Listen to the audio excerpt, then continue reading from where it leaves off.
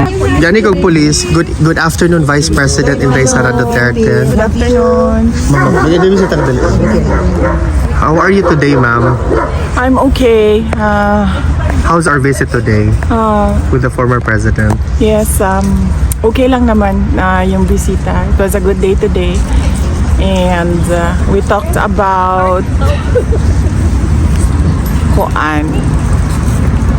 the unconstitutionality of the transfer of the PhilHealth funds, 60 billion of it. And it was decided that it should be returned. That's correct. Yes, to PhilHealth. And then, we talked about the inauguration of, or the inauguration on Sabato. Inspection. Opening of the Davao Bucana Bridge.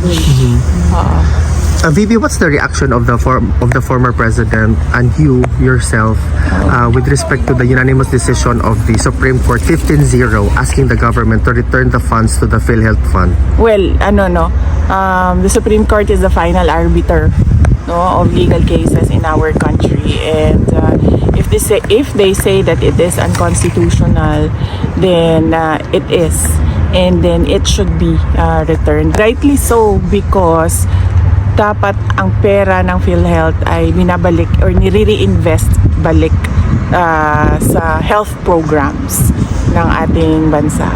VP Inday, earlier we talked about the Bucana Bridge, and you made mention that you're going to refer the situation with the former president. Ano po yung desisyon ni former president? Nag-ano lang ako kanina kung pwede ko ba i-kwento yung backstory ng Bucana Bridge, and then he said na okay lang naman. So ang nangyari dyan ay ang Bucana Bridge is kaparte ng buong coastal road ng Davao City. So hindi siya yung coastal road hindi siya makakatawid ng Bangkerohan River kung wala yung Bucana Bridge. At that time na mayor ako, may budget ang coastal road pero unfunded ang bridge. And it was made known at the time to former President Duterte that the bridge is unfunded. At siya ay naghanap ng paraan para mabigyan ng pondo yung bridge. So noong nakahanap siya ng pondo ay sinimulan yung negotiations, sinimulan yung mga planning, lahat ng paperworks para doon sa bridge na yon ay sinimulan na. But ngayon nandyan na yung bridge, so dapat nating pagpasalamatan para sa akin bilang isang Davaoenyo at syempre sa mga tiga Mindanao na din, dahil nagbe-benefit din sila doon sa coastal road na yun, traveling from south to north of Davao in the region. Nagpapasalamat kami kay dating Pangulong Rodrigo Duterte dahil hindi siya tumigil sa paghahanap ng pondo para doon sa tulay.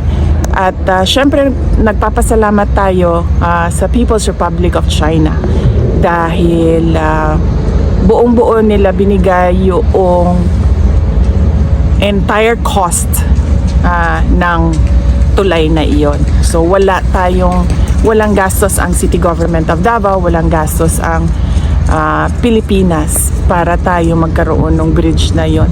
At napakahalaga ng bridge na yon dahil hindi mag-connect ang south to north kung wala yung bridge. What is your reaction, VP, with the statement of President Bongbong Marcos saying that this is one of the 4 legacy projects under his administration so far?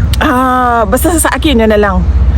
Bilang Davaoenyo at bilang Mindanaon, nagpapasalamat ako kay dating Pangulong Rodrigo Duterte dahil ang totoo talaga niyan, alam niya at the time yung problema ko bilang mayor. Now, may coastal road, may budget ang coastal road, pero wala kaming budget para sa tulay. At and yes, as I said, yung source of fund ang People's Republic of China. Sila yung pinagpapasalamatan ko. VP Inday, on a different matter, today the determination of the medical records with respect to the competency of the former president will be submitted. Was the submission done already or Wala akong, hindi ko alam no, kung nasubmit na ba yung medical records. Ang siguro, tamang tao na sumagot kung ano yung nangyayari sa kaso ay si Attorney Nicholas Kaufman. VP, is there something that the former president wishes to relay or perhaps you want to relay to the Filipino people now na malapit na po ang Pasko?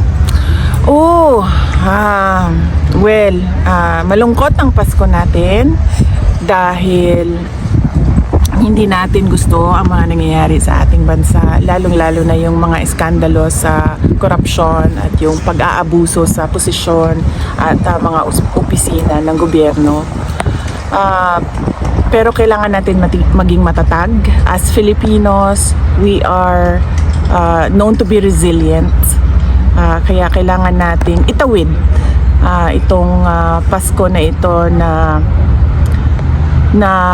merong pag-asa sa ating mga puso. At syempre ipagdasal natin yon na mas maganda ang ating taong 2026 sa kung ano man yung dinaanan natin ngayong 2025.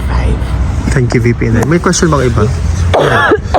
Ma'am, pwede, may mga bali-balita po kasi na yung ibang media po is pinalalabas po nila na overpriced daw po yung nabili ng OBP na CCTV. Wala pong findings na ganun ang Commission on Audit. No, kung nakita ninyo sa statement ng Office of the Vice President, pinublish na yung report ng Commission on Audit at wala silang findings of any wrongdoing sa Office of the Vice President.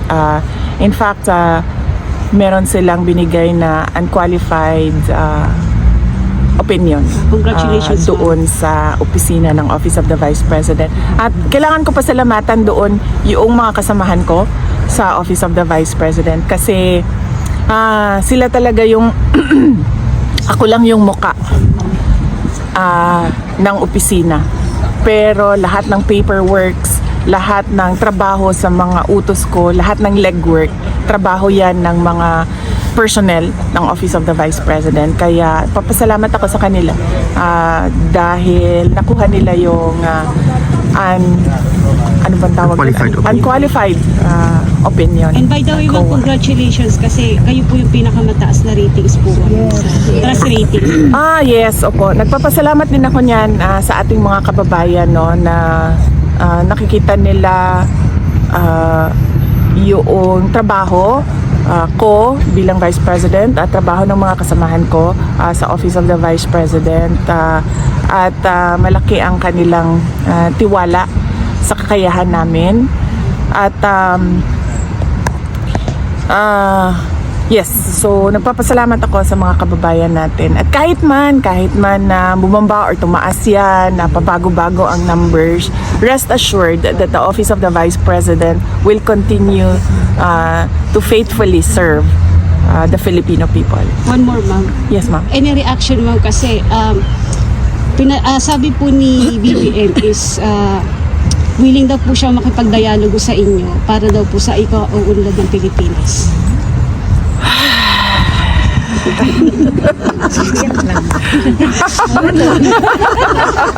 Ora to. Okay. May iba pa bang question, guys? Sige, go ahead. Ma'am, ano pong masasabi niyo kay Sandro Marcos na siya itinagawin pork barricade? Oo. Well, wala akong wala pa sa akin yung mga dokumento, ma'am, no? Hindi ko pa na-review yung mga dokumento. So, hindi muna ako mag-comment sa ganyan. Pero ang pwede ko pong i-comment ay madami talagang mga insertions ang iba't ibang mga congressman. Kasama na si Congressman Sandro Marcos. At nakikita natin sa papel yun. Hindi siya chismis, hindi siya yung gawa-gawa lamang. Kasi nakikita talaga siya sa mga documents, yung mga insertions ng project. Thank you, ma'am. VP, just one last question. Are you prepared for a possible impeachment complaint filed next year? Yes, we're about to release a statement about the impeachment, no? So, lalabas namin yan sa Monday.